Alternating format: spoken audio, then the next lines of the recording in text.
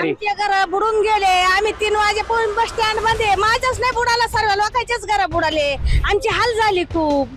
आता आम्ही काय करायचं? सारा वाहून गेला धारी मध्ये आमचं वालं.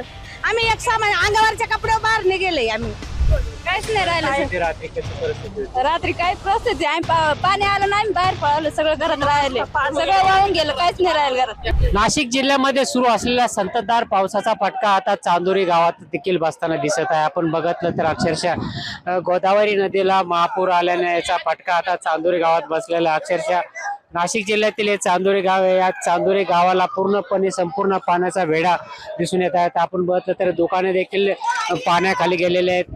कमरे एवढं पाणी या चांदोरी गावात आता सध्या दिसून येत असून आपण बघितलं तर या ठिकाणी ट्रॅक्टरच्या सहाय्याने नागरिकांना दुसऱ्या ठिकाणी स्थलांतरित करण्यात येत आहेत.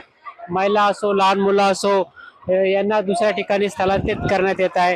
ट्रॅक्टरवरून दुसऱ्या ठिकाणी सुरक्षित स्थळी हलवण्यात येत आहेत. चांदोरी गावातील हे दृश्य आपण बघू शकता की जे महाराष्ट्र न्यूज चॅनलवर एक्सक्लुझिव्ह दृश्य आपण बघू शकतात. आपल्यासोबत काही नागरिक देखील आहे. काय सांगाल की कधी पाणी आले? पाणी काल संध्याकाळपासून वाढलेलं आहे. पाण्याची तीव्रता जास्त होते. दुकानदारांना फार त्रास झालाय पाण्याचा. कसे रात्री कधी पाणी आलं होतं? रात्री साधारण 11:30च्या पुढे पाणी वाढायला लागले. आपल्यासोबत अजूनही काही येथील नागरिक आहे. काय सांगाल की कशी परिस्थिती होती? किती दुकानं असेल, किती पाण्याखाली? रात्री 1 वाजेपासून अचानक चांदोरी गावात पाणी शिरलं. एकदम अचानक आल्यामुळे सगळ्यांचा गोंधळ झाला. सगळ्यांचे दुकानातलं मधलं मटेरियल होतं सगळ्यांचं, ते रात्री 1 वाजेपासून हलवण्याचा प्रयत्न चालू आहे. सगळं जे मटेरियलचं नुकसान झाली इथं तहसीलदार असतील, तलाटे असतील, आमदार आमचे दिलीप काका बनकर असतील, येऊन पाणी करून गेले. त्यांनी ते बोलले का आम्ही सविस्तर मदत वगैरे करू यायची. असं आता पाणी आता वर पाऊस थांबल्याशिवाय पाणी काही कमी होणार नाही. आता मटेरियल हलवण्याचं काम गावामध्ये चालू आहे. आमचे सरपंच असतील, काही घरं देखील पाण्याखाली गेले. नागरिकांना सुरक्षित स्थळी हलवले.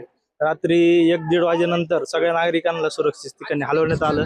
आता त्यांना खाण्यासाठी वगैरे सगळं सरपंच असतील, सदस्य असतील, ग्रामपंचायत यांनी सगळ्यांनी व्यवस्था केली. त्यांनी सगळ्यांनी त्यांचं सुरक्षित केलेलं आहे. आपण बघितलं तर गोदावरी पाण्याचा फटका देखील सर्वत्र बसताना दिसत आहे. महिला देखील आपल्या सोबत आहे. काय सांगाल आजी की कशी परिस्थिती ती रात्री? घर बुडून गेले. आम्ही 3 वाजेपर्यंत बस स्टँड मध्ये, माझ्याच नाही बुडाला, सर्व लोकांचेच घर बुडाले. आमची हाल झाली खूप. आता आम्ही काय करायचं? सारा वाहून गेला धारी मध्ये आमचं वालं. आम्ही एक सामान अंगावरच्या कपड्यावर बाहेर निघेले. आम्ही काहीच नाही राहिलं. रात्री कशी परिस्थिती होती? रात्री काय परिस्थिती, आम्ही पाणी आलं नाही, बाहेर पळालं, सगळं घरात राहिले, सगळं वाहून गेलं, काहीच नाही राहिलं घरात. एकूणच बघितलं तर अक्षरशः रात्रीची भयान परिस्थिती असल्याचं येथील महिला देखील सांगत आहे. अक्षरशः रात्रीच्या सुमारास रात्री पाणी घुसल्याने घरामध्ये अक्षरशः या नागरिकांची धावपळ उडाली. एकूणच बघितलं तर नाशिक जिल्ह्यातील चांदोरी गाव असून या चांदोरी गावाला पूर्णपणे गोदावरी पाण्याचा विळखा बसल्याचं चित्र यावेळी दिसून येत आहे.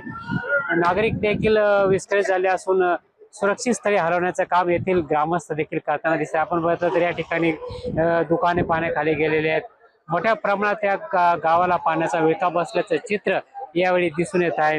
एकूणच बघितलं तर अजूनही पाणी चालू राहिला तर गोदावरीला महापूर येईल आणि आणखी अजूनही पाण्याची पातळी वाढू शकते. तरी शासनाने सतर्कतेचा इशारा म्हणून काही नागरिकांना सुरक्षित स्थळी देखील हलवण्यात आहे.